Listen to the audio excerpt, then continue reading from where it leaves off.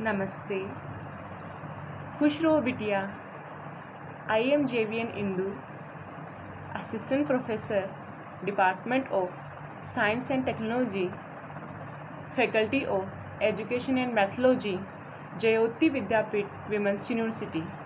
Today I will discuss the first experiment of electrical and electronics engineering lab. The name of the first practical is the study of basic symbols which we used in electrical lab. So हमारा जो M होगा उसमें हम लोग क्या लिखेंगे? To study about symbols which used in electrical lab. Then उसके बाद में आपका जो भी स्टडी का एक्सपेरिमेंट होता है उसमें आप जो सेकंड पॉइंट लिखेंगे स्टूडेंट, वो आप लिखेंगे थ्योरी. थ्योरी के अंदर पहले आप इंट्रोडक्शन देंगे, देन उसके बाद में जो आपका एक्सपेरिमेंट है उसके बारे में आप डिस्कस करेंगे. यहाँ पर थ्योरी में सबसे पहले हम लोगों ने इंट्रोडक्शन दिया है इलेक्ट्रिकल सिंबल्स का कि क्या होता है. Electrical symbols are a graphical representation of basic electrical and electronic components और डिवाइसेज. इट मीन्स जो इलेक्ट्रिकल सिंबल्स होते हैं वो एक ग्राफिकल रिप्रेजेंटेशन होते हैं किसी पर्टिकुलर कंपोनेंट को और डिवाइस को रिप्रेजेंट करने के लिए. सपोज हम लोग हमारे नोटबुक के ऊपर पेपर पर कोई सर्किट डायग्राम ड्रॉ कर रहे हैं, तो यह हम लोग सपोज यूज़ कर रहे हैं कि कैपेसिटर्स, इंडक्टर, तो यहाँ पर हम लोग वो कंपोनेंट तो नहीं लगा सकते पेपर के ऊपर सर्किट डायग्राम जो हम लोग बना रहे हैं. तो उसके अंदर हम लोग उसको क्या करते हैं, ग्राफिकली रिप्रेजेंट करते हैं उसके सिंबल के थ्रू, जो उसका सिंबल है. समझ में आई चीज़ कि जो इलेक्ट्रिकल सिंबल्स हैं उनको हम लोग क्या करते हैं, इलेक्ट्रिकल और इलेक्ट्रॉनिक जो कंपोनेंट्स हैं उनका जो ग्राफिकल रिप्रेजेंटेशन है वो क्या है, इलेक्ट्रिकल सिंबल्स.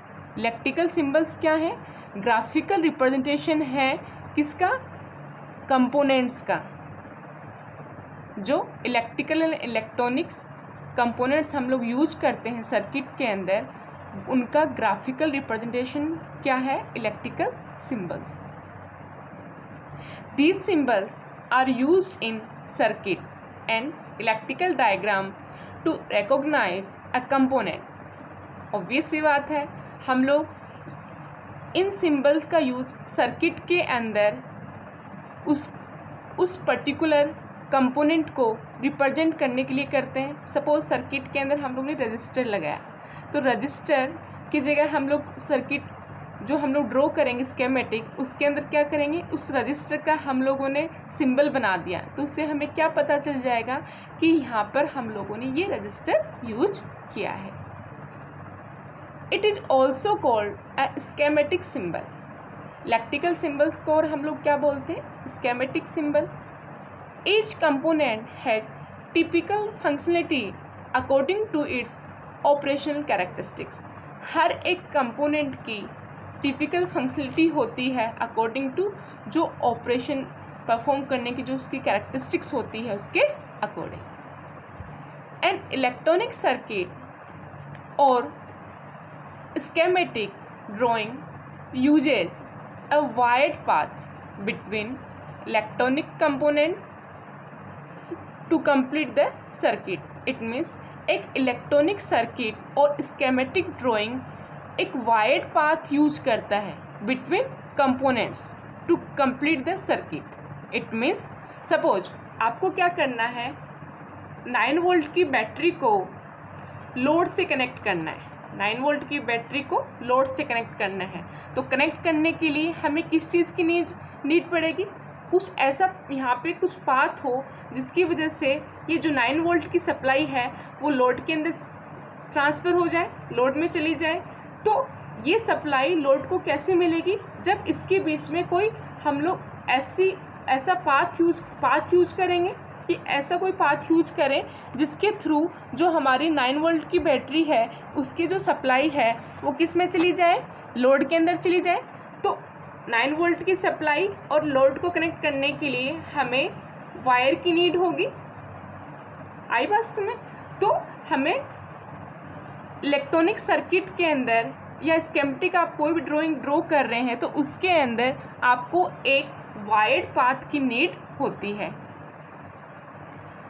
और ये वायर्ड पाथ की नीड क्यों होगी, इन दोनों 9 वोल्ट की बैटरी को कनेक्ट करने के लिए, लोड को कनेक्ट करने के, जब ये पूरा कनेक्ट हो जाएगा तो एक क्लोज्ड पाथ बन जाएगा, सर्किट बन जाएगा। तो एक सर्किट को कंप्लीट करने के लिए हमें वायर्ड पाथ की नीड होती है इलेक्ट्रॉनिक सर्किट के अंदर।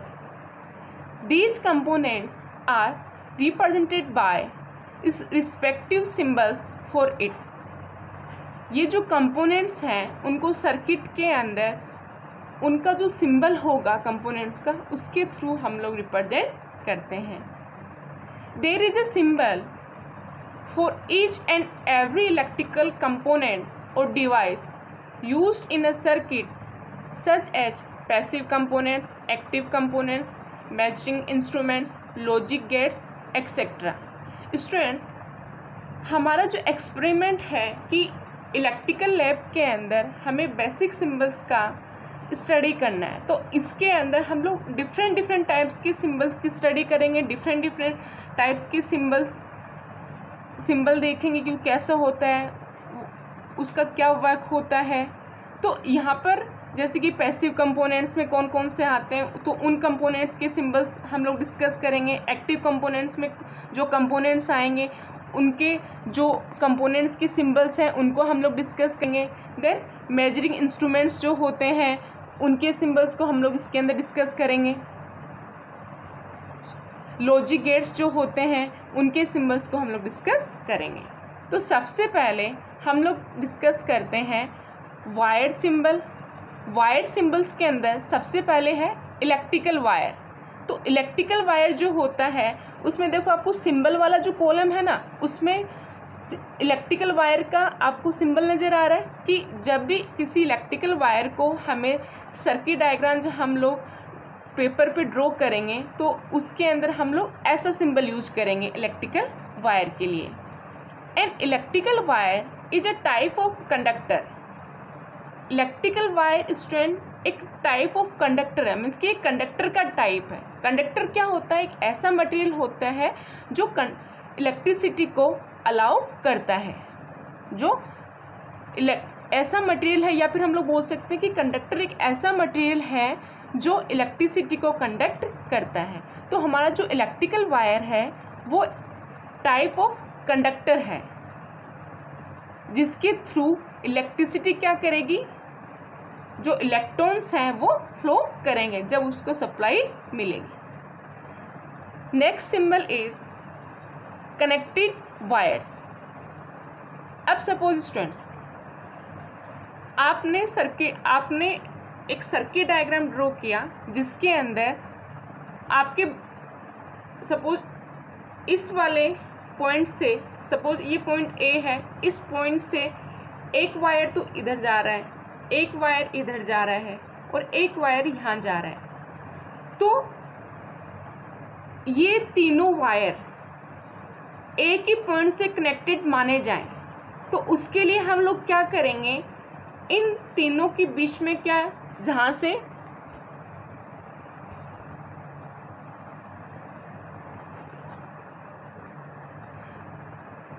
ये वायर, ये वायर, ये वायर, ये तीनों कनेक्टेड है, तो हमें कैसे पता चलेगा, हम लोग कैसे रिप्रेजेंट करेंगे।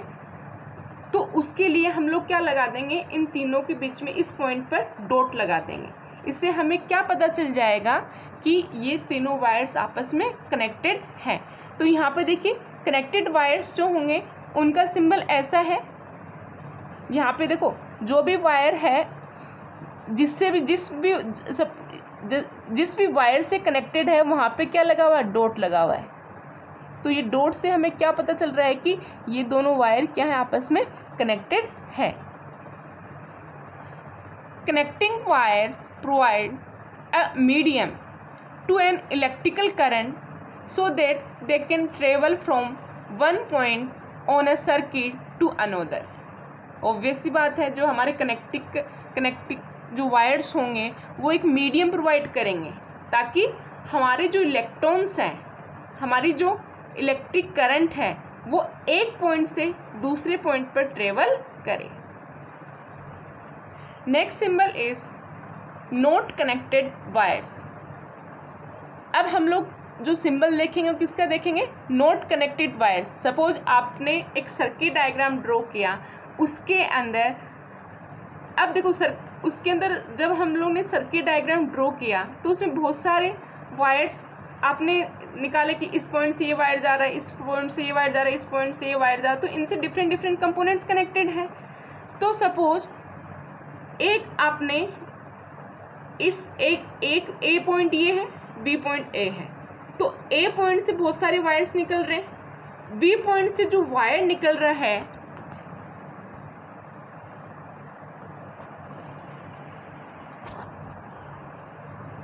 सपोज ये ए पॉइंट था, ये बी पॉइंट था, तो ए पॉइंट से बहुत सारे वायर्स निकल रहे हैं और बी पॉइंट से जो वायर सपोज इस डायरेक्शन के अंदर जा रहे हैं, तो ए से इस डायरेक्शन में वायर्स आ रहे थे, तो हमें जो बी पॉइंट से जो वायर्स जा रहे हैं उन वायर्स को हमें ए पॉइंट से जो वायर्स इस साइड में आ रहे हैं उनसे कनेक्टेड नहीं करना है।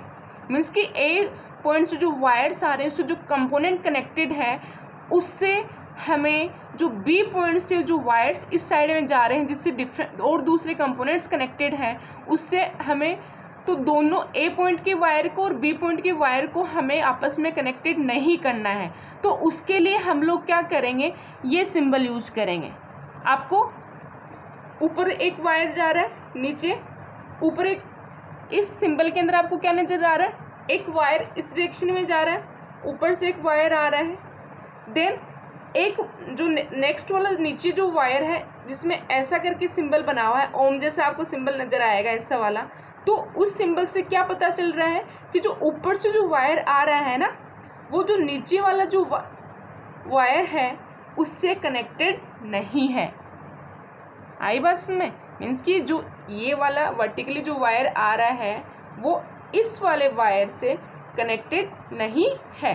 तो जो भी वायर्स को आपको कनेक्टेड शो नहीं करना, मीन्स कि वो सर्किट के अंदर कनेक्टेड नहीं है, तो उसमें आप ये वाला सिंबल उसमें यूज़ करेंगे। अगर कनेक्टेड है तो वहाँ पे आप कनेक्ट करके और डॉट लगा दीजिए, और कनेक्टेड नहीं है तो वहाँ पे आप ऐसा सिंबल बना दें। मीन्स कि ये वायर आ रहा है, ये वायर आपस में कनेक्टेड नहीं है, तो आप क्या करेंगे, इस वायर के बाद में फिर ये जो वायर है उसमें वहाँ पे ऐसा सिंबल लगा देंगे। एक्सप्लेनेशन देख लेते हैं इसका। This symbol represents wires that cross in A schematic for drawing convenience but do not actually connect in a circuit।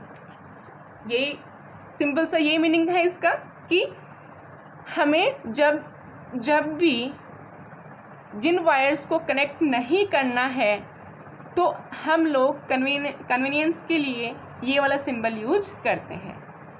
सो आज हम लोगों ने कौन कौन से सिंबल्स डिस्कस किए हैं। सबसे पहले हम लोगों ने डिस्कस किया है वायर सिंबल्स। वायर सिंबल्स के अंदर जो फर्स्ट सिंबल था वो था इलेक्ट्रिकल वायर का। इलेक्ट्रिकल वायर का सिंबल कैसा होता है वो हम लोगों ने देखा। देन उसके बाद में जो कनेक्टेड वायर्स हैं, आपको जब आप डायग्राम ड्रॉ करते हैं पेपर के ऊपर तो उसमें जिन भी वायर को आपको कनेक्टेड करना है तो उसके लिए कौन सा सिंबल यूज करेंगे, ये वाला। देन उसके बाद में थर्ड सिंबल जो था वो हमने डिस्कस किया है नॉट कनेक्टेड वायर्स का। उसके अंदर जब भी हम लोग पेपर पे जो सर्किट ड्रॉ कर रहे हैं उसके अंदर हमें जिन भी वायर्स को कनेक्ट नहीं करना है तो उसके लिए हम ये सिंबल यूज करेंगे।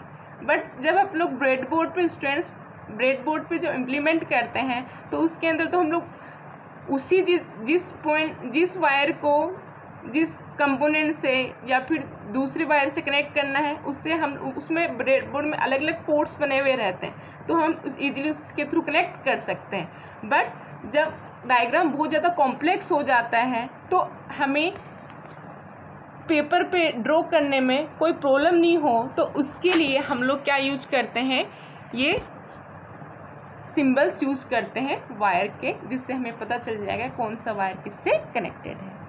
So, I hope you are satisfied with my today's lecture. If you have any query, बच्चा, if you have any query, please mention in comment section. I will resolve it on the live session. Thank you.